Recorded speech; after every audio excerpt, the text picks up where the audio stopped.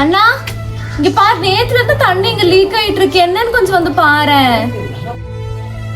சரி நான் பிளம்பர் கால் பண்றேன். ஏ அந்த பைப்பை சரி பண்றதுக்கு பிளம்பரா?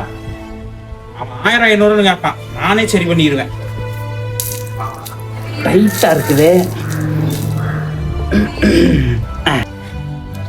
அப்பா நான் ஃபேஷியல் பண்றதுக்கு 3000 எடுத்துருக்கேன் பாருங்க. நில்ல, 3000 ஃபேஷியல் பண்ணியிருக்கிறியா? காசோட அருமை தெரியுதா உனக்கு? எவனோ சம்பாதிக்கிறது தானே, எடுத்து இஷ்டத்துக்கு ஆடிட்டு இருக்கிறீங்க செலவு பண்ணிட்டு.